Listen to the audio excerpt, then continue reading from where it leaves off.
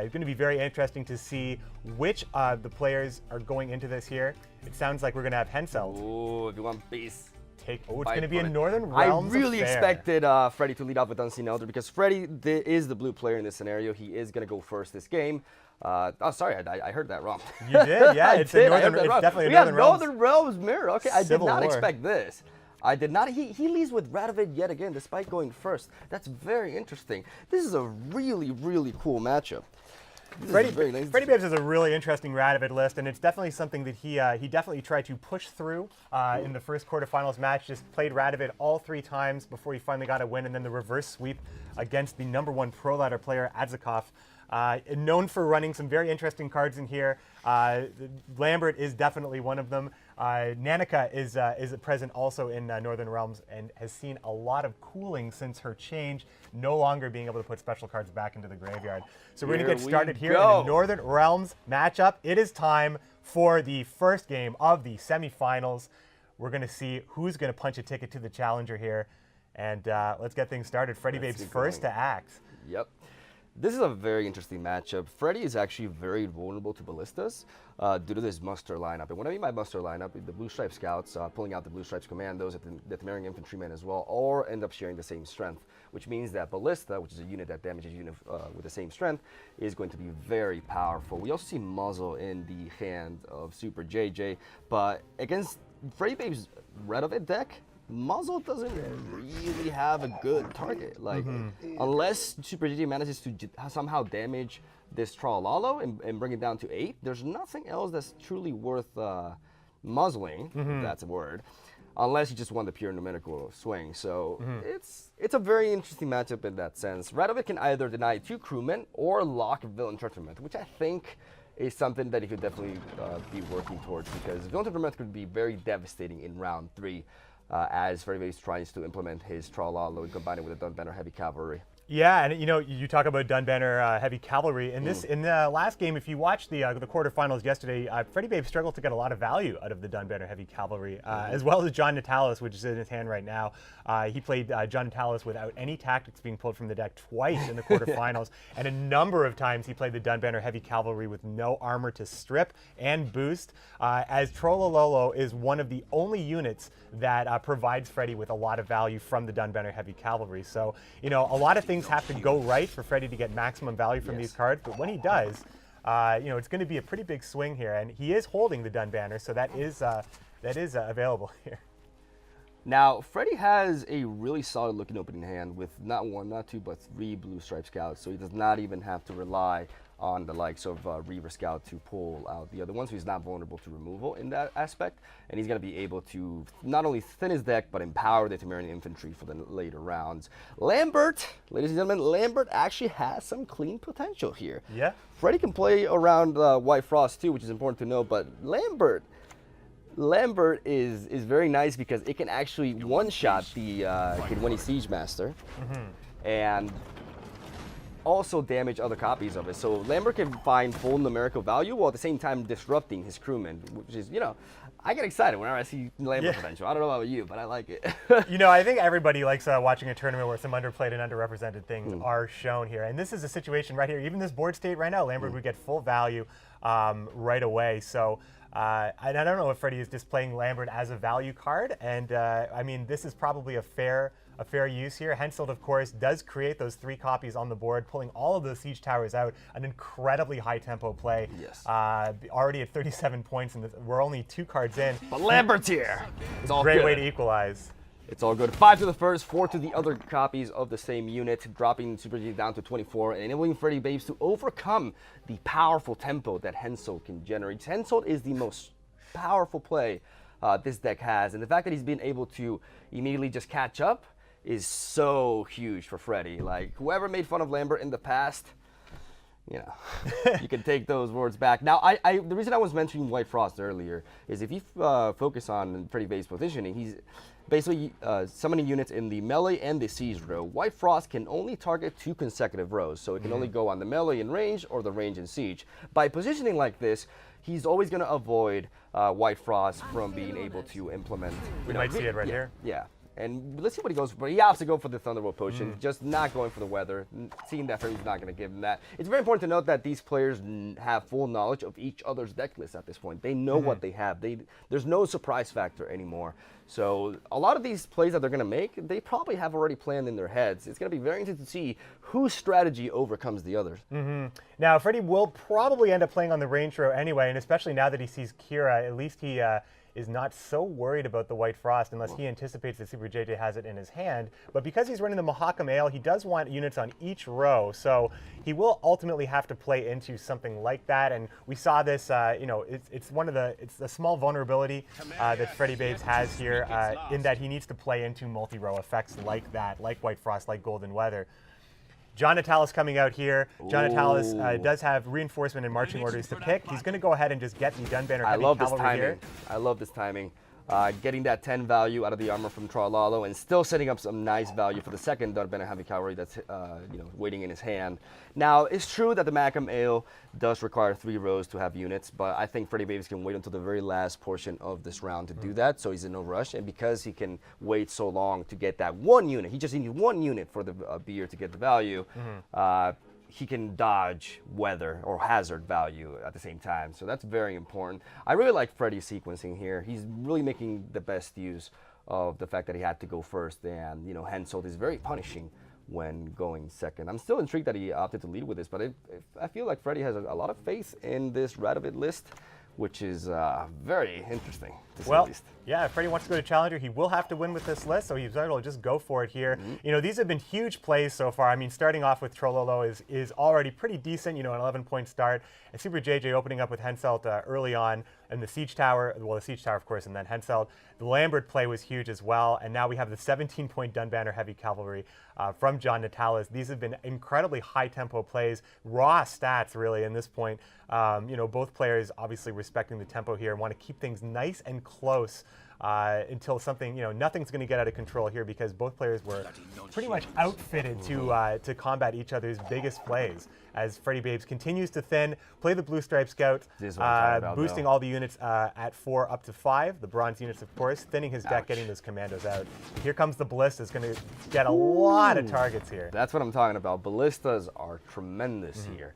And the fact that he has a Siege Master in his hand enables him to proc it once more, potentially, and also, like, because Siege Master has crewmen, he will be able to proc it once more than the deploy effect that we saw here. Ballista is very strong due to the fact that Blue Stripe Scouts just spread out the strength equally throughout all the units, and it's going to be very rough for Freddy to build back that strength, because when Ballistas get the full value, we're talking about insane numbers here for a bronze card. Now, one thing to note here, a really important card in Super JJ's lineup is Muzzle. Muzzle is, you know, it's one of the newer cards in the game and has seen a lot of popularity, not just in this tournament, but on the ladder as well. Often you'll see Muzzles be countered by Muzzles. However, Freddy Babes, none of his lists run Muzzle. Super JJ, all of his lists run Muzzle. That may actually be a storyline that travels throughout this entire series. As the Ballista here does get the Siege Master with the bookended crewman here, which is able to demolish Freddy Babes' board. Freddy Babes behind by quite a bit at this point. Outside of playing, you know, there's not a play that really gets him ahead here. Well, unless we never know what Deekster is going to spin for us, of course. Unfortunately, Radovid is not enough. Yeah, Radovid is not enough. The Dunbanner Heavy Cavalry is missing out by 3 points. And the mage definitely is not, you know, going to be enough. I think he may have to resort to the DJ here if he wants to catch up, or if he does this means he's willing to go down -2. Yeah, staying behind in points and cards is risky. It is risky. Super JJ may capitalize on that with a pass. Freddy does not want to give up this round, and opts to mulligan away the Dunbanner Heavy Cavalry for a Mahakam Ale. Well, the Ale will take it on the pass, but then going down 2 cards definitely puts him in a disadvantageous position for sure. I thought he played that Dunbanner Heavy Cavalry early on because he was planning to play the second one, but it seems like he wants to preserve it for round 3, potentially combining it with Shani to resurrect Trololo and have a huge swing. But again, Venture Method is a very big threat to that approach, so I'm very intrigued as to what Freddy Babes' thought process is here. Yeah, definitely taking a look at Villain Treadmirth and Super JJ's hand. We do know that that's how this game is going to end, and we saw the best of 5 series against Game King. The a photo finish for sure with Super JJ being able to just scorch it was 4 million IQ. 40 points in the scorch here, and JJ is going to take that pass. There we see one. Freddy Babes is going to go down 2 cards to take this round. Yep. After 3 turns, at the start of your turn, destroy the highest unit. It can be multiple units if they share the same strength, and this does not include Villain Torment himself. On top of that, with the deploy ability, he gains 3 armor upon summoning, which means that he's vulnerable to most sources of removal out there. Very solid card and a very big threat to Freddy. Freddy does take round 1, but he is down -2 points. Is he banking on the Temerian Infantryman to be enough to get a nice tempo swing on his opponent and get a few extra cards out of him? Or what is exactly his strategy here? I'm very intrigued. Muzzle is a very strong card for Super JJ, but in this particular matchup, like I said, it just doesn't really find much better value than 12, really. I think that the Temerian Infantry, it's a consideration for Freddy. Freddy wants to get his deck as thin as possible so he can rely on on Dijkstra to pull Shani for a really big swing at the end here. But it really, I mean, Villain Trentonworth will be able to stop a lot of that power, as Freddy is likely to have the highest units on the board when Villain Trentonworth does go off. The Temerian Infantry is going to come down, pulling the other 2 copies from the deck. Now Freddy only has 6 cards left in the deck. Stennis will pull an additional card, which means that on the draw for round 3, what Dijkstra will pull will be assured. So if Shani isn't at hand, it will definitely be played by Dijkstra. Temerian Infantryman is a very strong play to punish players for winning round 1, as it provides you with a very strong strength swing in just one play that also thinks through your deck and enables you to set up for round 3. But because he's gone down -2, even though it's a very impressive opening, it's very unlikely that JJ won't be able to, overcome this size in 2 plays. Just battering ram alone equals 18, and he's got other options as well, like muzzle, which is a 12 strength play. And he's gonna go for the muzzle just for the pure numerical value. Like I said, it's not a great play. 12 strength for a gold is rather underwhelming, but it's also not terrible. I mean, there's not a lot of great targets here for JJ, so I think that just using it now, he has the cards. He is afforded a lot of patience here. He can limp in a little bit here, and I think that this is probably fine. A lot of these other cards are high commitment cards, or cards that are definitely going to help him in round 3. So Freddy doesn't have a lot of options to really tap JJ out of resources. He can comfortably hold on to Shani and Villain Trentonworth and still probably take this round. The Summoning Circle actually could realistically be used for Stennis here, as he's going to get the Dunbanner Heavy Cavalry. It's going to strip 3 armor here, and it's going to end up being a nice 13-point play here for JJ to face off against. I'm not sure if that was the card that he was pulling for. Dunbanner Heavy Cavalry would have been nice to combine with Shani, but like I said, he does acknowledge Villain Trentonworth as being a threat. Freddy is in a very rough spot right now. He's been able to generate some nice points, but 18 plus 13 is strong. But with Shani in hand and battering rams, and also like the ability to play Summoning Circle, he could actually play Summoning Circle and just get his own Prince Stennis as well. Like, JJ has answers, JJ has options, and JJ's late game is looking very, very scary. I mean, Radovid is available as a 14-point play for Freddy as well. Radovid, one of the strongest value leaders, and this is great. In the mirror, the Dunbanner Heavy Cavalry is able to strip armor off your opponent's side and take all that strength for yourself, which is pretty good. Now, Freddy, that is the Dunbanner Heavy Cavalry that went back into the deck on the mulligan from the Banard tutor earlier on. There are only 2 copies in Freddy's deck, so those are it. The only way he would get them back is through Shani. I think Freddy has to continue pushing and try to get some key cards out of JJ. The way JJ's hand is looking right now, Taller is a nice combination with Bork, but it's still a play that you can be a bit reluctant to go for in round 3 because you're technically giving your opponent stats anyways. Battering Ram, though, has no crewmen to capitalize on. So, this is such a huge, this is already a huge my lord! And there's Nanika. But we're broke as shit. Okay, that's empty. Okay, that was the bittersweet. sequencing looked a little weird on the screen for sure. That was bittersweet. The Neneke was drawn through Zill, so if he would have been able to play Neneke first, he would have been able to return one of the Dunbanner Heavy Cavalry to the deck and been able to pull it back with Reaver Scout. So yeah, it was really impressive at first, not so impressive afterwards. It was still quite the swing, though, right? We're talking about a total of 22 points and 18 strength. Dijkstra. Okay, I've seen better Dijkstras. The potential of that card is very, very strong in Dijkstra. I mean, Sheila being able to play when there was a Mahaka Mail in hand was great. We did see Nanika come in, but it was actually the draw from Sheila. The Reaver Scout ended up being just a 3-point bronze in this situation. It's unfortunate when it came out through the marching orders as well. Now, Freddie only has one card left in his deck, and that card is Shawnee, if I'm not mistaken. And Nanika is definitely needed to make that Reaver Scout work later on. So Nanika's really just going to be a 9-strength silver at this point, knowing that Shawnee is going to be accessing from the graveyard. Radovid just a 14-point play. Super JJ is behind by a fair amount of points here. Is Freddie going to be going all in here, knowing that Shawnee is his last draw? Now, something very key here is that he's been keeping Radovid all this time because of the knowledge that both players have of their own deck list. He knows that Radovid is his only answer to Vilnius, and with this pass, he does force Shawnee out of him. This is the best round 2 that Freddie Babes could have hoped for, barring some better pulls with Dijkstra. Like, this pass is excellent because it forces Super JJ to go for one of his key cards. To be able to take this round and not go down 2 cards and, even the card state again. JJ does not want to let him gain that card advantage back, and it's going to be forced to utilize this Shawnee here. He has to play Shawnee. Battering Ram is not enough. There's no crewman, and he is relying on Vilnius. Like, Vilnius is not enough anyways. It's just an 8-point play, and 3 turns after it can be massive, but in the turn it's played, it's 8 points. So Shawnee has to go down here. It's the only play Super JJ can go for, and that's going to lead to a very interesting round 3 because Freddie has preserved Radovid and can lock Bork. Will that be enough? We'll see. It's interesting. Villain Trettenmirth is a great lock target, and when you have card advantage, you can dodge counter strategies like that. Oh, no! Oh, wow! Not enough. Are you kidding me? This is huge. This is so huge. This is so huge. He did not.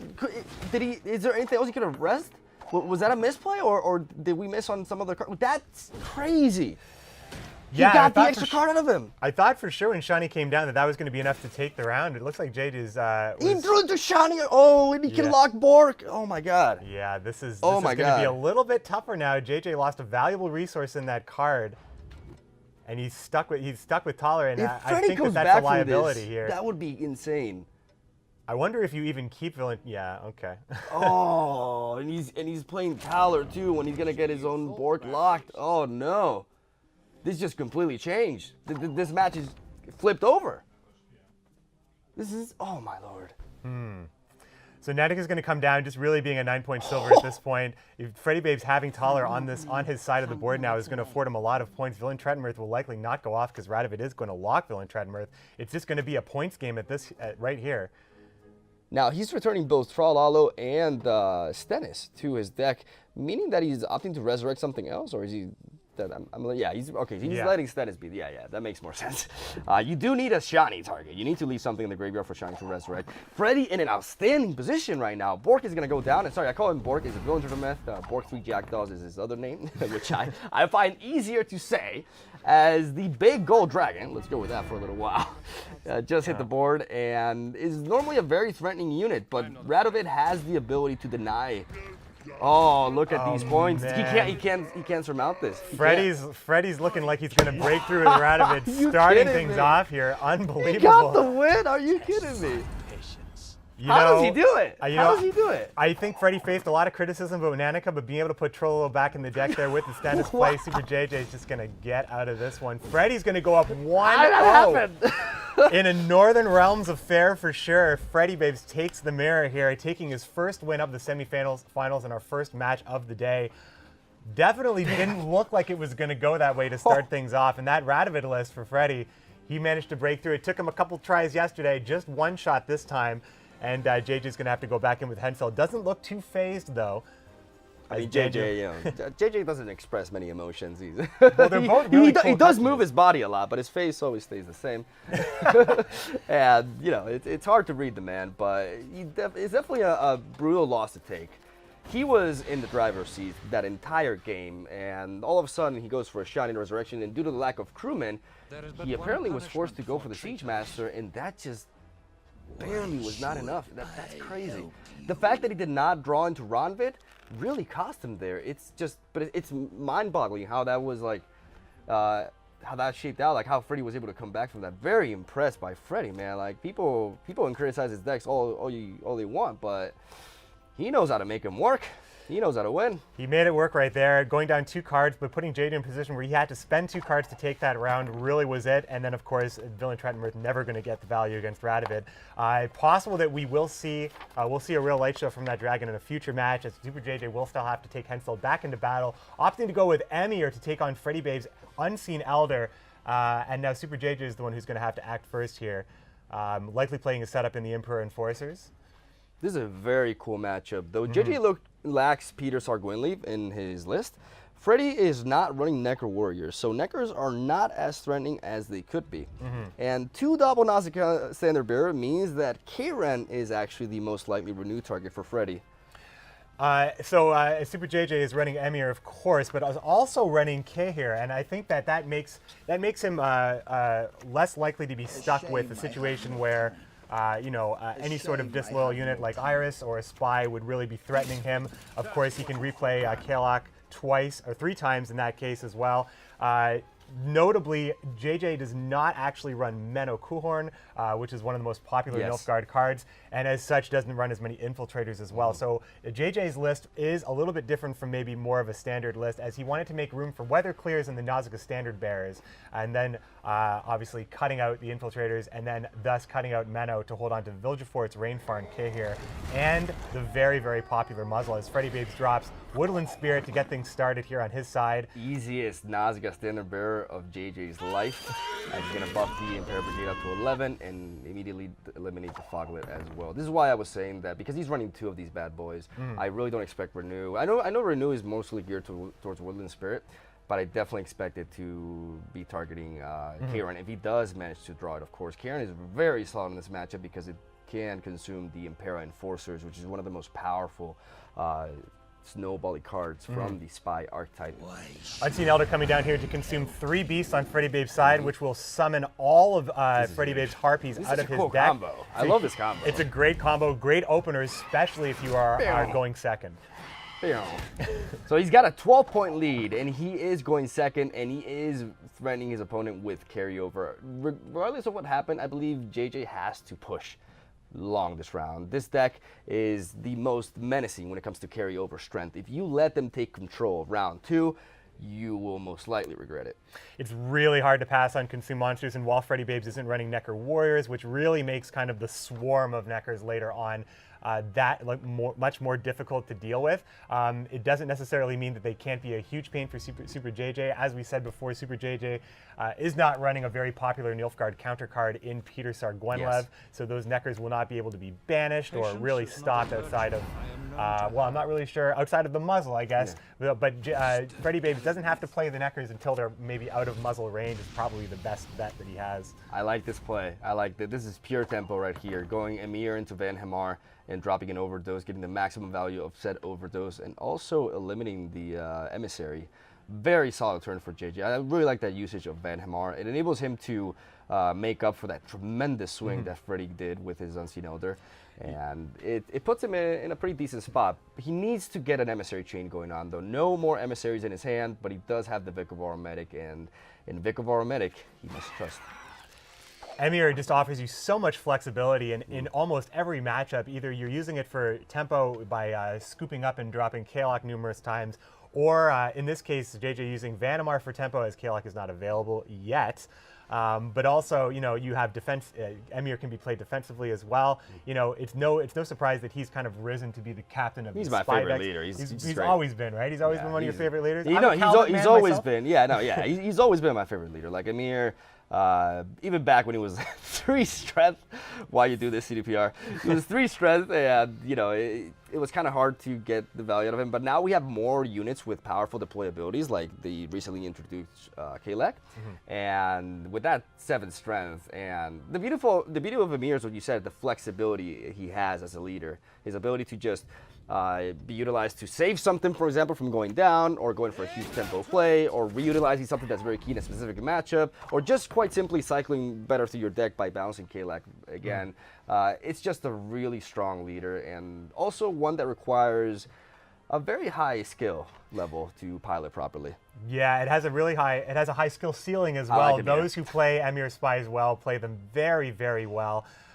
Freddy Babes opening up with Woodland Spirit and then Unseen Elder into the Harpies is pretty high tempo as well. Super JJ has been able to combat that and also afforded himself the points to reliably play his 6-point bronze Enforcer to get that set up. And now with the Enforcer on the board, Super JJ is just going to have an easier time in a long round one.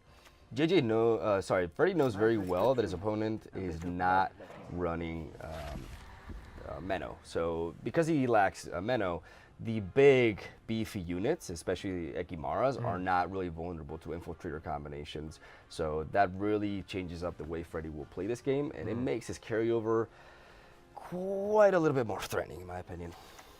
Yeah, JJ opting to not really utilize that in the huge power of infiltrators into Menno and stuff like that. He has set up, he has definitely brought the carryover down a little bit. He's in his best interest to kill that. Of course, carryover will be how Freddy Babes really is able to push this game along. 7 is the magic number for Nilfgaard Spies. It's enough for Nausicaa Brigade to knock it out and also get the base strength buff, or get strength up to 9. So that's, Freddy recognizes this, but the thing is he also knows that his opponent is only running 1 Nausicaa Brigade in his deck. So unless he Azirs it back, that's all she wrote for that if he goes for it now. But it's important for him to be able to make the coin flip, especially in a matchup that can be so tight as this one. And down goes the Nausicaa Brigade. I love his voice line. So that the Ekamara is going to be sent to the graveyard there. Freddy Babes played Arch Griffin, moving the emissary from his graveyard to his opponent's graveyard, which denies any future Vicovaro shenanigans to get the emissaries out. So JJ just playing with the cards in his hand right now. Of course, Joaquim can pull something huge, but that's more of a late game play for Nilfgaard. The issue for JJ right now is that he has no more emissaries. He has double Imperial Brigade, which just represent 8 value. And Joaquim, he may have to resort to Joaquim. It's difficult to say. He may have to resort to like a second Van Hemar to potentially hit that emissary, bring him down to the graveyard, and then he could Joaquim into something like the Cavaro Medic and continue the chain. But that's like the only plausible scenario I see for him to be able to push much longer this round. I think you can make an argument for passing here, because if you pass as JJ, you force Freddy Babes to go down at the very least 1 card. And by doing that, you kind of mitigate his carryover in the sense that, your opponent can't just like open pass on you. It's a interesting scenario to be in. JJ is kind of stuck right now. Those double brigade in hand are not what he needs. He needs spies. He needs Kalak. He needs emissaries, and he doesn't have them. There's the pass. This is it's a pretty fair amount of points of this right here. This is a pretty good lead to be uneven cards. Obviously, Super JJ did have to go first in this round, so Freddy Babes is on the red side of the coin. He has to renew. He has no other play. Yeah. Even though K-Ren is a better target for this matchup, he did not draw into K-Ren. And that is the only play that would have put him ahead. Barely, just but 1 point. Just squeezes it Calculated. Calculated. Freddy takes the first round, 1 card down, but with 6 carryover strength, and he has the Frightener in his hand. His opponent has already gone for Emir, but keep in mind that JJ does not only run Emir, he also is playing Kahir. There's the K-Ran. That's going to stop any Enforcers from getting set up at all, and that's probably the best target. Although there are no Enforcers available for JJ, it's possible that he's able to source run from Kalak, because he is running 3, and I believe we only saw 1 in the first round there. Yeah, he almost played the Necker right there, but then it's like, wait, he's playing Muzzle. Yeah, he's got to be careful, Freddy. Be careful. That's super risky. I don't think that's worth it. That's way. I think you can make an argument for Dorgarain to Ekimara, so that the Necker will go up to 9 strength and thus will be above the limit for Muzzle. The thing is, JJ does have Vanhamar, which you can just go for an Overdose or Frost and can weaken the Necker again down. So I think the safest approach for Freddy is to try to build up that Necker a little bit more. Try to see if he can find the good. If he pulls an Enforcer here, that would be so good for Freddy.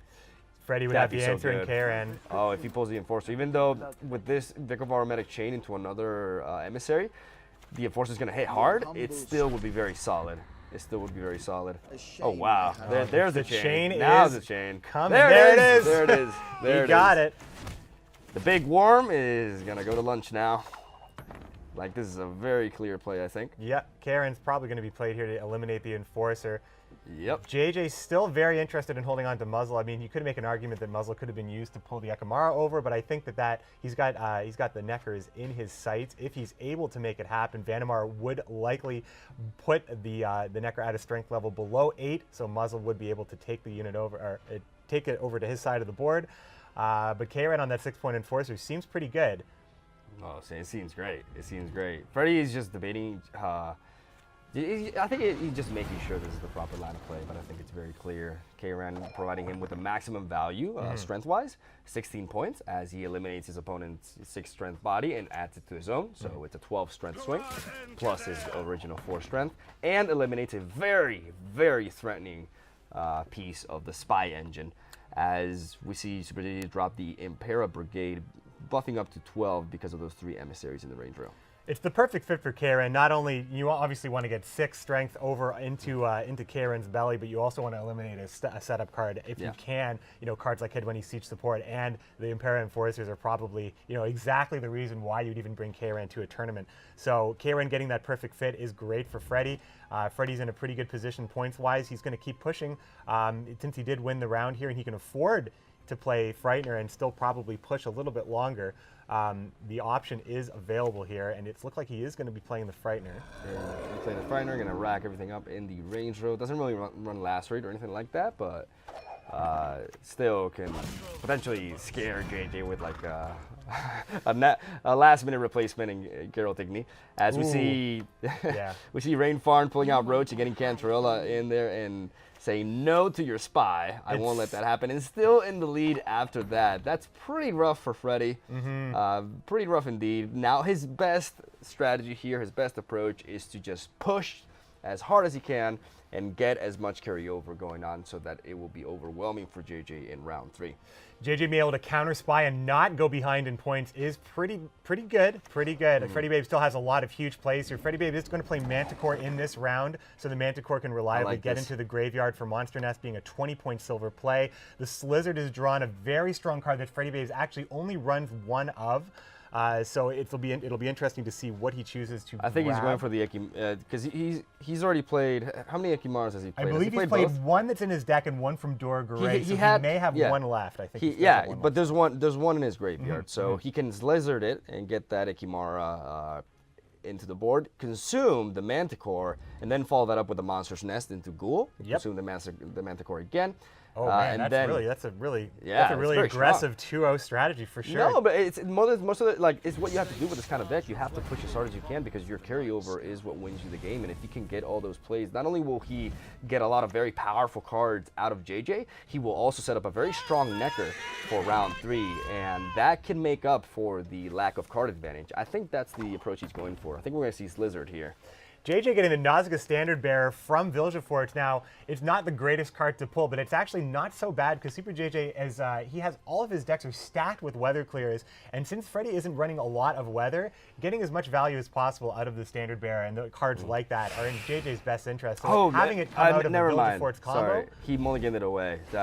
My mistake. I thought that card in his graveyard was an Ekimara, but that's not the case. It's a Seleno Harpy. So that combo is not going to happen.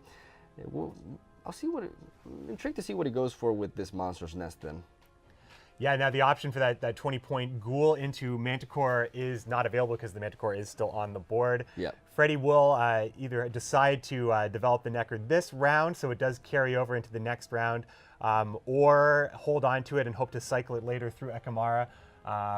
But Freddy is, the score is very, very close, and now JJ's got cards. He can afford the cards. He isn't able to really, at this point, just due to the how long the round is and how buffed up the Necker has become, being able to play Vanamar into like Frost or something like that doesn't really get it into muzzle range. And Freddy's not playing a lot of great cards for muzzle anyway. He's got nothing but giant units or weenies. So but right now, muzzle on a and there Kimara it is really good. Yeah, Muzzle, that's it's pretty, probably it's the an best 8 play. strength swing, but it gives him carry. It steals his carryover. That's massive. That's such a big deal. Like that's a really solid muzzle right there. Even though doesn't even think about it. Once Yeah. muzzle is shown, Yeah. it's safe. It's safe to play he's the safe Necker to go there. for it. Yep. Yeah, that's funny to see. Drops down the Necker. It'll be interesting to see if he preserves the monster's nest for the next round to consume the Manticore and have a 20 strength swing, as we see Vanhamar hit the board and drop one of the eggs as well, which represents carryover too.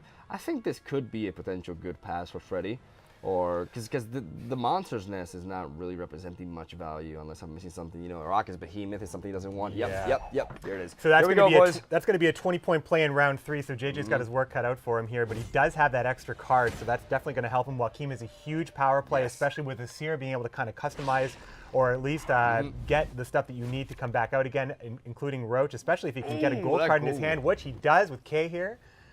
But gonna be he already pretty has good. the monster's nest. Like, does he have enough beefy targets? That's the question right here.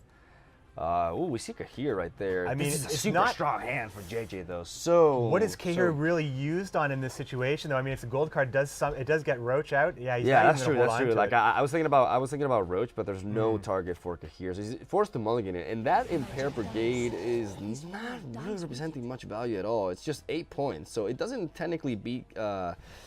It doesn't technically beat Freddy's carryover. Oh, this is an interesting choice. You put the Manticore back in Freddy's deck, so he can't use Monster Oh, Nest that would on be it. so tight.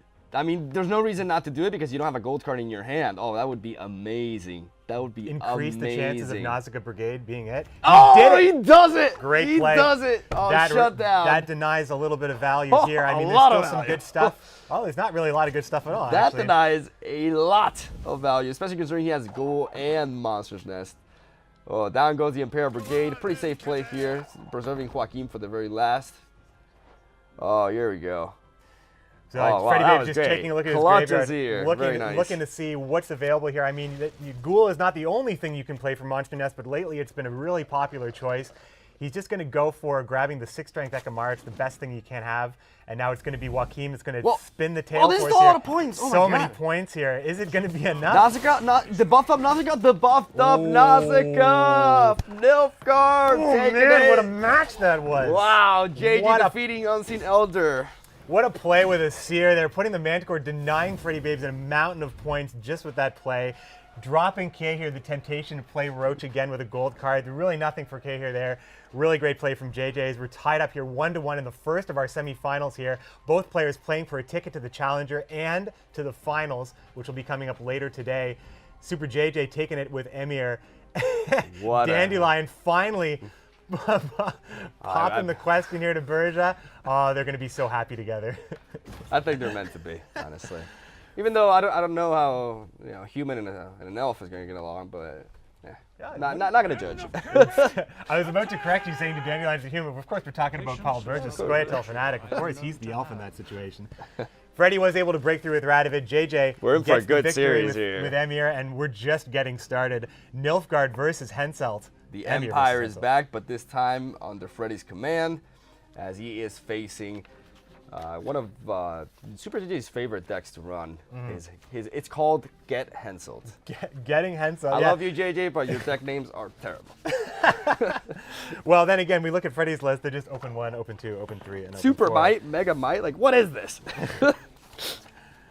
All All right, here we're we getting the go, deck list in boys. front of us Here we go, 1-1. This is gonna be a tight one. Oh, I love it. Freddy Babe's leading off here, and Nilfgaard's okay. Nilfgaard going first isn't the worst thing in the world because you do have those setup cards in the Emperor and Forces, but Freddy Babe does not have one in his hand here. Guardian. This is a solid hand with Assassination. Assassination can be so key in this matchup. It can, like, there's very important things to note about this matchup between Emir and Henselt. Assassination, K-Lac into Assassin, and Enforcer Chains can very efficiently disrupt Henselt. which is, you know, because Henselt's ability is very powerful, but Henselt's ability requires for a bronze unit to stick. And in a machine deck like this, the bronze units that he's normally targeting are rather weak base strength-wise. Like they're 5, 6, 7 strength. All of those go down to Assassination. Assassination is a gold card that damages 2 units by 8. So he can potentially drop 2 of them. And if he's able to react immediately to all the bronzes, he can really disrupt Henselt and make it very difficult for JJ to find a good value. It's gonna. I think that's a very interesting part of this matchup, and I'm very excited to see just how JJ approaches that, because, like I said multiple times, at this stage of the tournament, all players know each other's deck list. There's no surprise factor anymore. Oh, building up that muzzle. Oh. Yeah, exactly. I was just about to say, JJ's looking to muzzle that Guardian, I'm sure of it.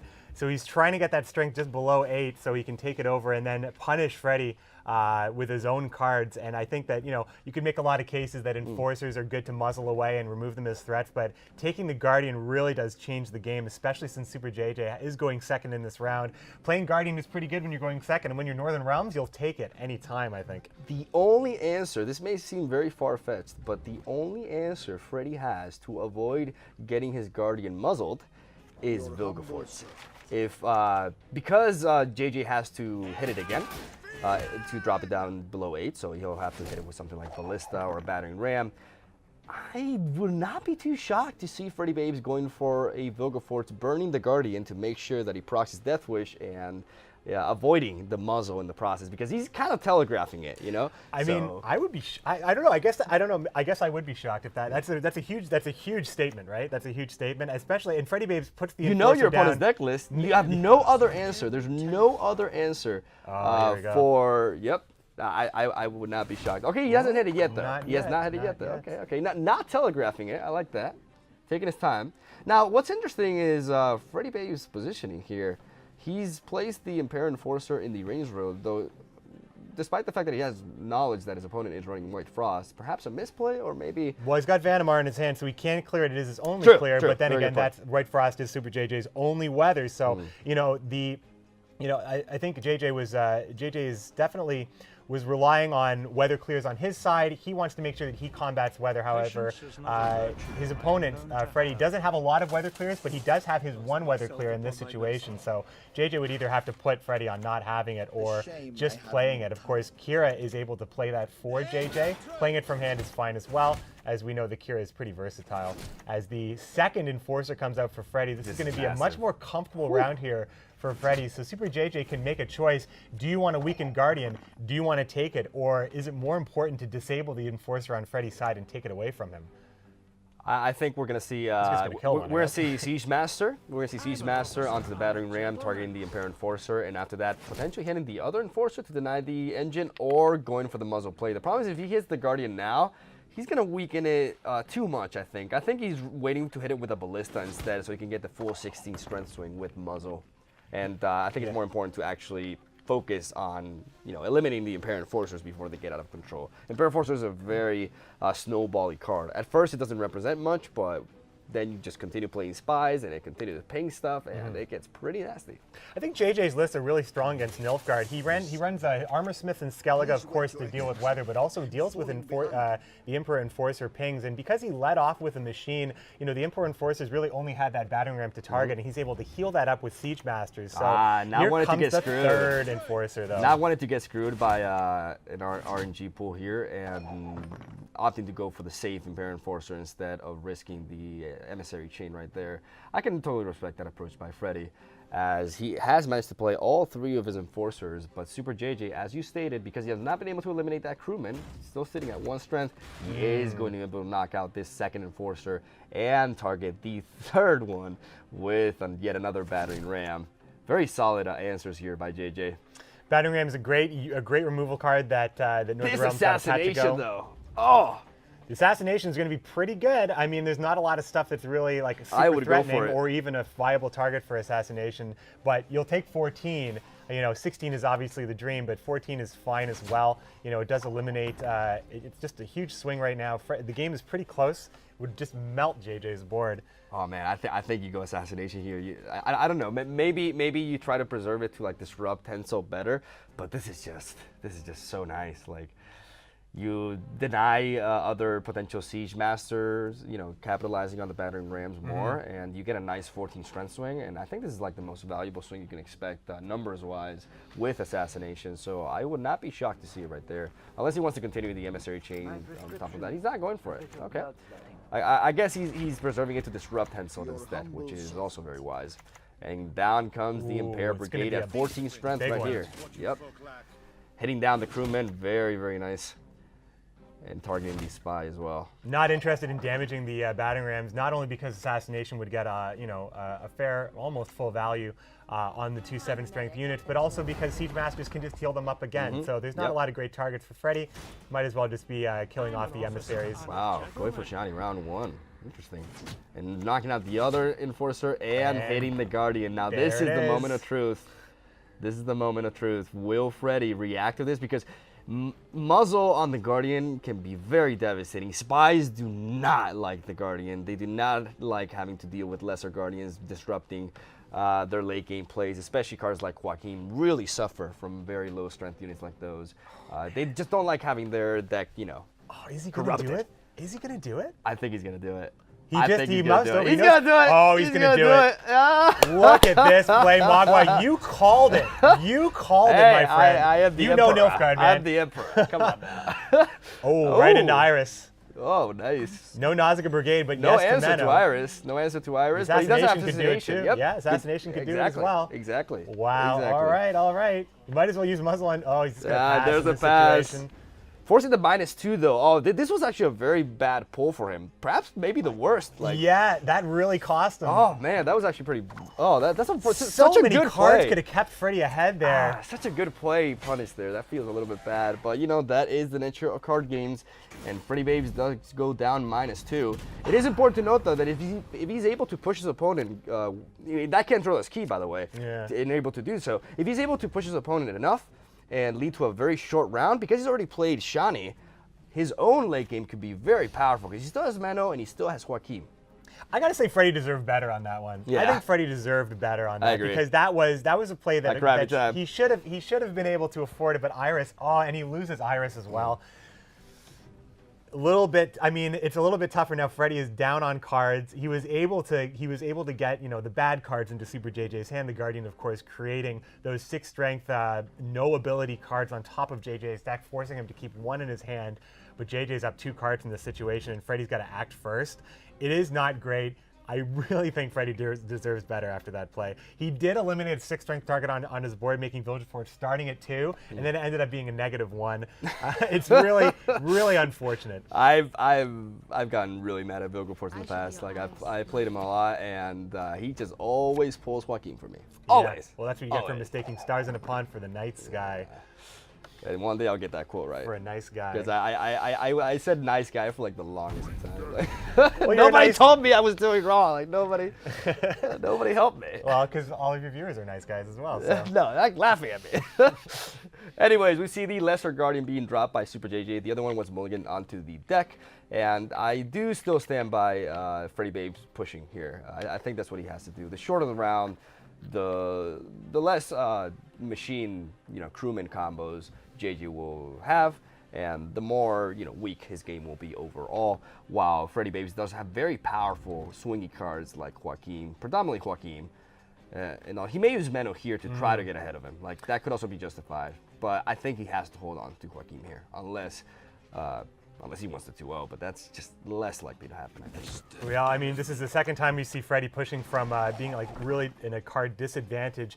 I think if he plays Meno here, I guess Super JJ would respond with the muzzle. I mean, we see the hands, of course. We see that that's probably the best target at this point. We know the Nausicaa Brigade will go up to 9, the Imperial Brigade likely larger than 8. So, I mean, at this point, JJ's running out of targets for muzzle, where we thought muzzle might have told the tale of JJ's victory. Freddy Babes, these players have seen each other's deck lists. Everything is on the table. Everything is known. It's really all about sequencing and putting your opponent on very specific cards. So each of these plays, very surgical decisions here. This Van Hamar is not the greatest. It's not really going to represent much value because Super GG is just going to avoid that melee row like the plague.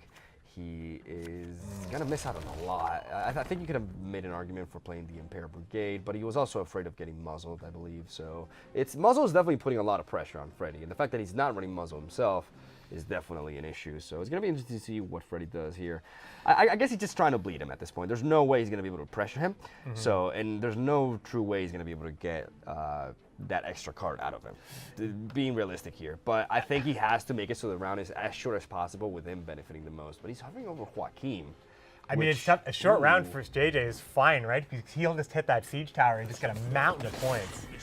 Oh, that's true. A short round, but what I'm talking about, short round, like potentially like getting every card out of him, barring.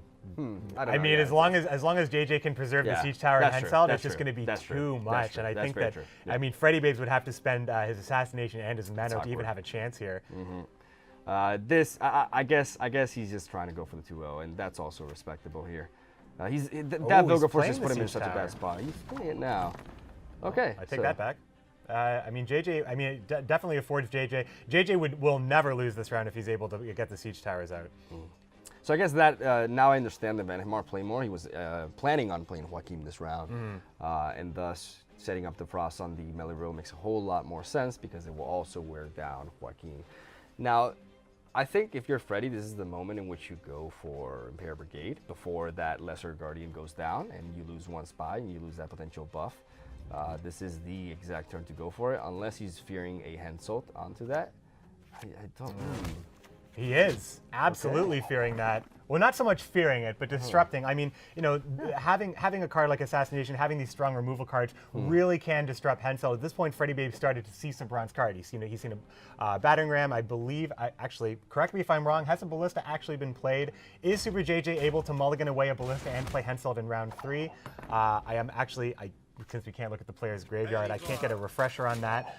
But at this point, Freddy Babes is doing his best to try to disrupt Henselt. Yeah, the battering ram, that's his last battering ram, that's for sure. The battering rams are done.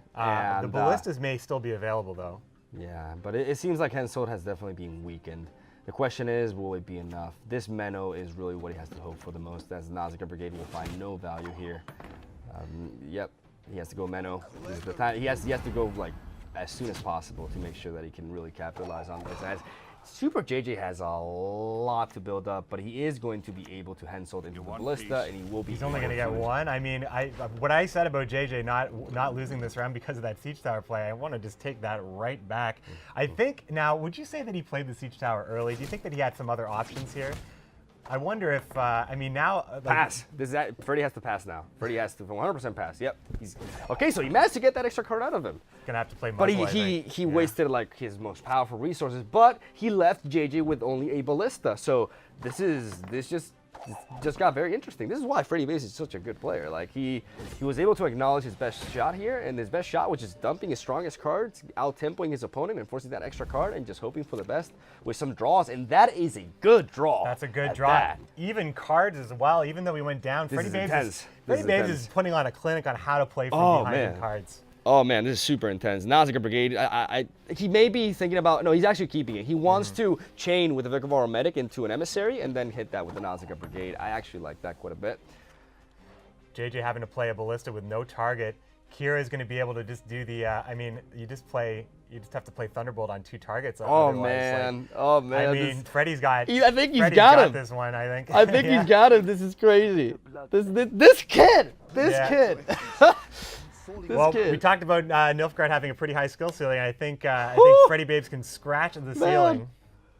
Are you kidding me? Okay, he's gonna go for the infiltrator here. Wait, what? Oh yeah, of course. What am I talking about? Oh, but oh no. Oh, Kira's gonna be able to buff it.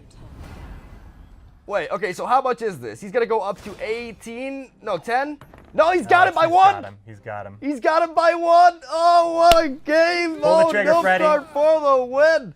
Oh, he's going to go for the buff instead? Yep, by 1. Oh. Did I say buff instead? I meant the buff, is what I meant to say. Yeah. What a match. Boy, man, these have been these have been clinchers. Are you kidding me? How does he do it? Sure. Damn.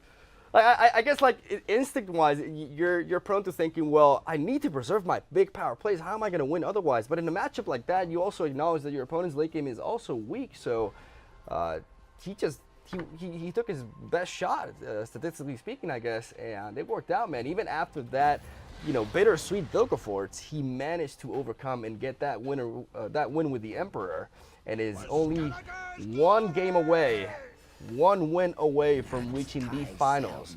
That would be so impressive. That game Will was a he highlight. overcome 4 million IQ? That game was a highlight reel. That game was a highlight reel. There was a lot happened in that game. Definitely rewatch that one and pay close attention to how Freddie Babes played that one. That was really fantastic. As now Freddie Babes just has to win with Unseen Elder. Match point for Freddie. At this point, JJ is going to have to get it with Skellige and then come back to Henselt and give it one more shot, as he hasn't been able to break through with Northern Realms. Now, looking at the deck list earlier on and looking at the matchups, I thought that Freddie Babes would be the one struggling with Northern Realms, but he was able to get through with Radovid in one game. He did lose with Unseen Elder before, and now he's going to get another shot here against Skellige. I gotta say, I'm becoming a big Freddie fan. This kid is just amazing. He does have a quite the awkward mulligan here with triple harpies standing in his hand. Yeah, it's not good. Yeah, It's triple rough. harpies and It's rough. Multiple neckers as well. He wants to gonna blacklist keep one of the neckers, and he's gonna yeah. keep one of the harpies in hand. I mean, it could be worse. It could be worse. Though he lacks any golds, this is a rather weak hand considering how powerful this Unseen Elder list can be.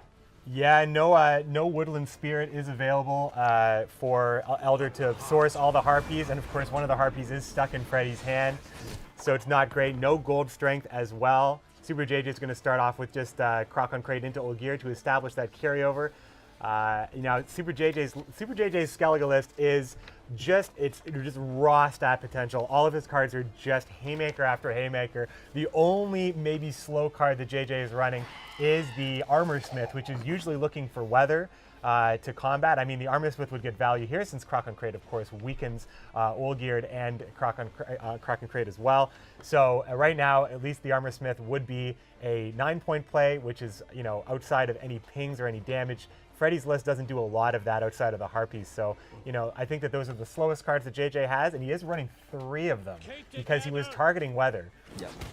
Now, despite Freddy's rather mediocre opening hand, and Super JJ has on the other hand a very solid looking one of that, this is still a rough matchup for Super JJ's Croc.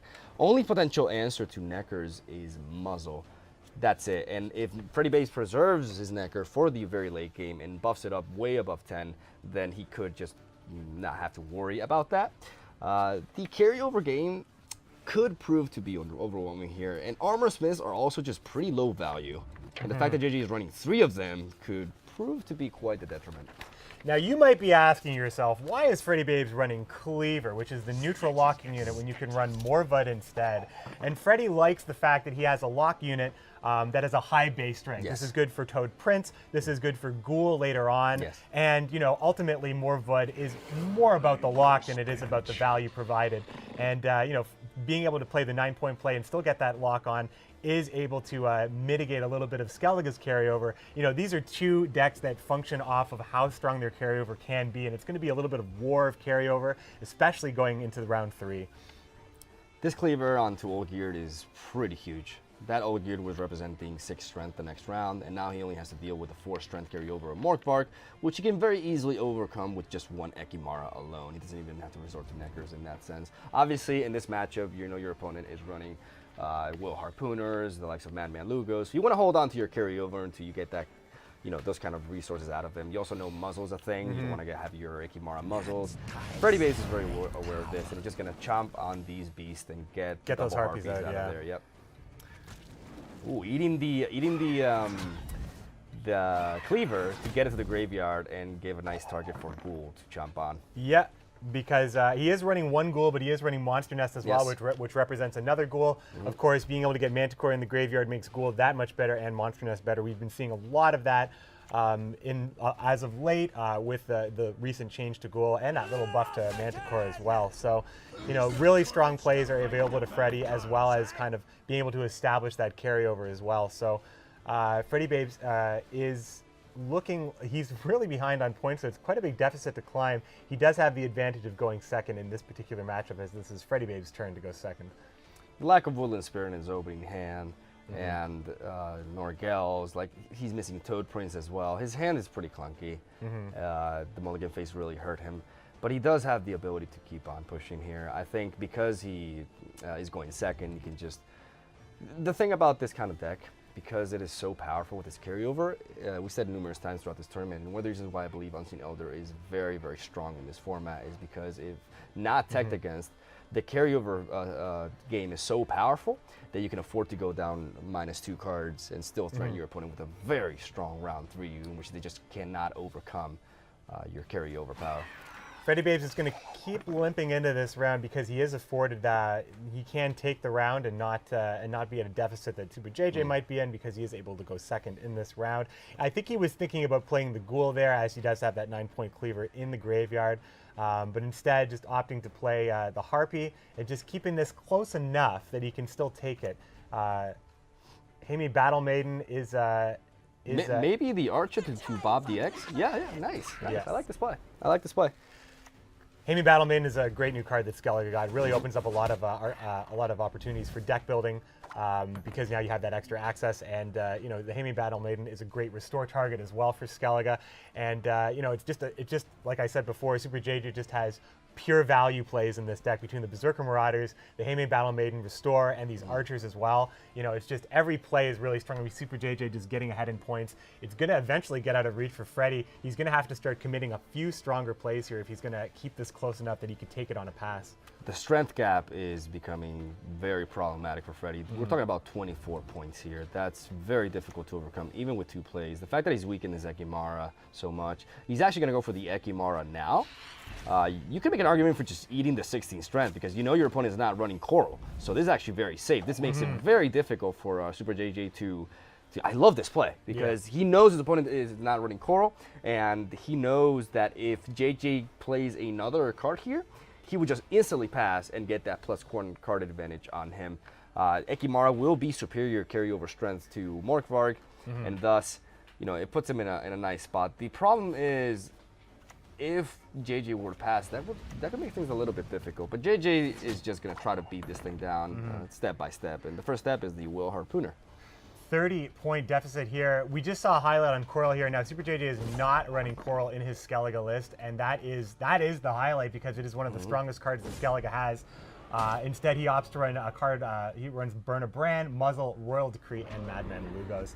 As Super JJ is just going to have such a huge surge in points here, he's able to get Freddie Babes to pass. Freddie Babes is going to go a card up, but a round down. Nice for him. Getting that Karen as he replaces the Harpy. His hand is looking a little bit better with both Karen and Gels. Gels has the chance to search for Toad Prince, which can discard the Manticore and thus feed the Ghoul. So it's going to be very tight. Super JJ now has to push and try to get that extra card out of his opponent. Because Ekimara, like I said, is 6 strength versus Morkvarg's 4, Super JJ could just not open pass and get an extra card out of him. So this is going to be a very key round in this match. Freddie Babes just checking his graveyard to see if he, just reminding himself, do I have an Ekimara to pull from Slizzard? Can I eat that skull to prevent Super JJ from triggering it? And I don't think there is, short of actually playing Karen to do that. So, and that probably, that's a huge commitment of care. Is he thinking about it? You could also eat Herald, I suppose, just if you wanted value, but to deny the skull, that skull does represent a lot of points. He's going to go for it. He's going to go use Karen on his side of the board. I like that play. Yeah, you got to deny that. That's a huge, Herald Houndsnout is a really strong card. If that skull breaks on Super JJ's turn, it does pull a Bronze Cursed unit out of JJ's deck, and that could be a Berserker Marauder, which could be, a massive amount of points, as there are already 4 cursed units on the board. So Freddie Babes is able to deny that as well. So using Karen, you usually want to use that on your opponent's side of the board, because you're able to disable setup. You get a huge swing in points as well, 16 points. Taking a smaller Karen to prevent a future swing from JJ. You may think why he didn't go for Karen onto the Herald Houndsnout, and that is because he would be enabling a Sigadrifa resurrection here, and that's definitely not something that Freddy is looking forward to seeing, as he has to win this round. JJ is in the driver's seat. He can lose this round. He decides how long this will play out, and he's really debating whether to take his opportunity or not here. Like, he can deny carryover. This is not a terrible pass, but he's going to opt to go for the Madman Lucas play. And the clock is ticking. He's running out of time here as he knocks out Ekimara. Now that enables Freddie Babes to fish for more Ekimaras out of his deck. He may be playing into his game here. Double Armor Smith in his hand also. is very underwhelming when you're facing a deck that is almost purely proactive. I mean, JJ's trying to establish just a higher point lead here to get a really favorable pass. Force Freddie Babes to play more cards. Freddie Babes really not scared to play the gold cards that he was finally given on the draw here.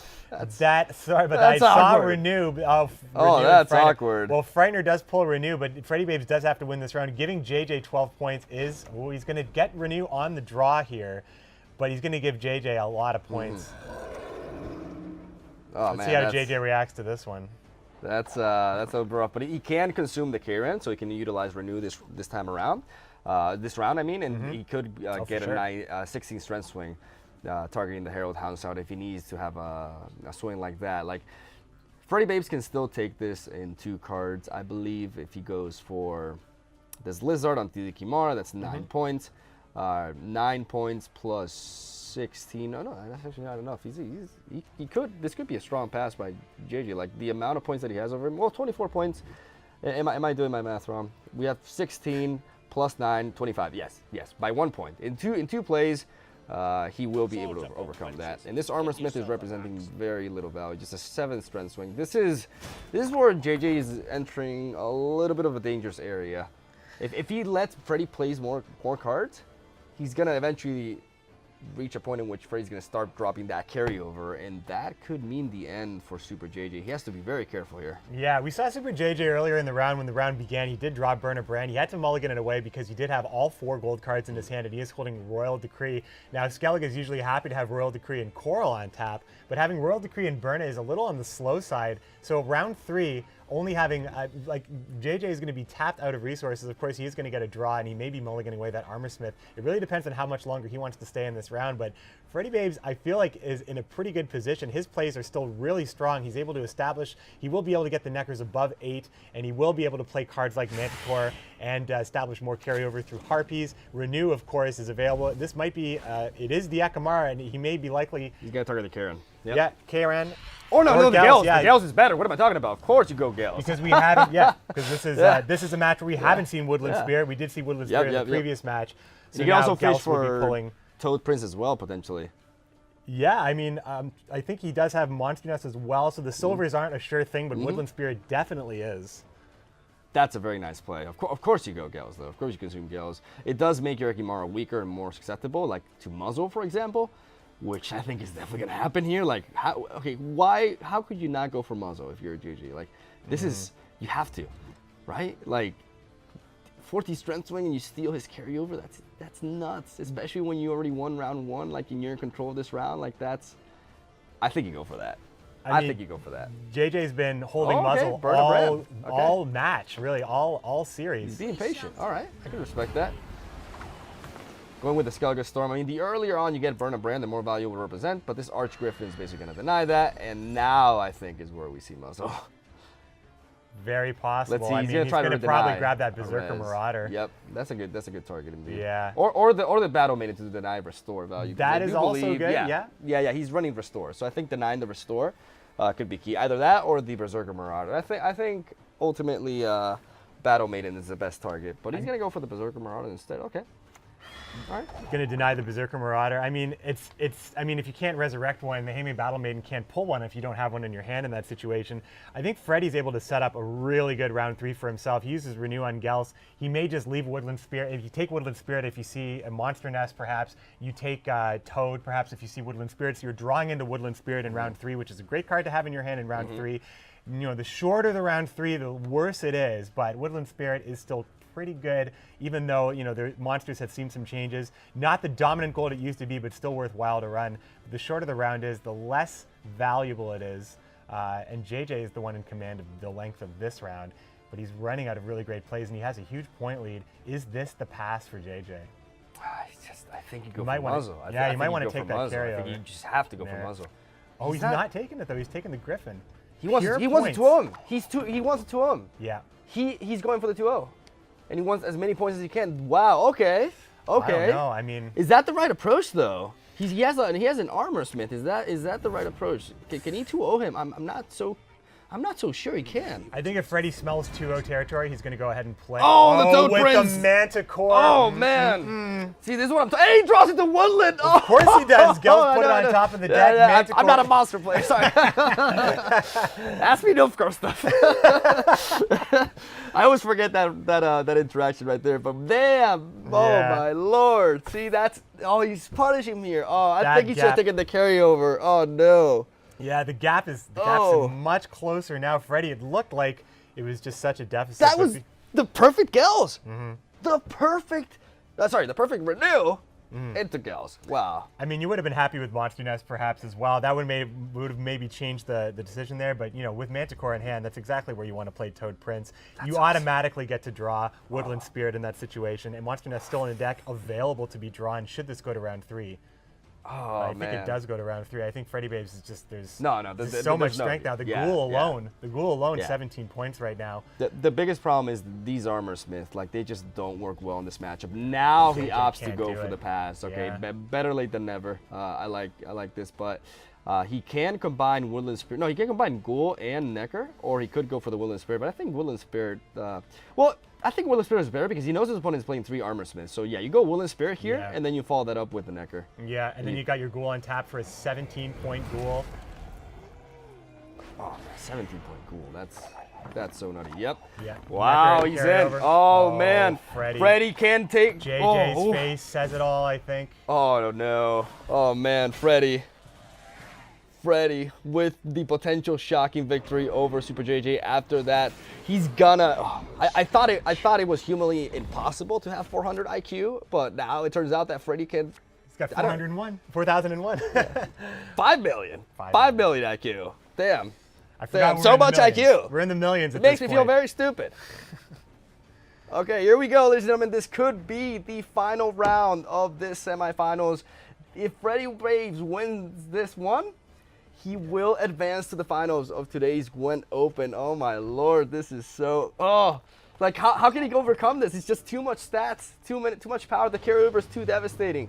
I don't think there's anything he can do. That Ghoul is so strong. That Ghoul's going to be great. I think the Harpy just comes down now. The Ghoul's going to be the finish. Well, no, the Ghoul's going to come down now. Oh, he just slapped. Yeah, I don't all think that the order strength. really matters Yeah. at this point, but Brant playing around War Harpooner as well, just doing everything right, going for that massive consumption. JJ is And the done. forfeit, and we have our first finalist. Congratulations to Freddy Babes with a 3-1 victory over Super JJ. He advances to the finals.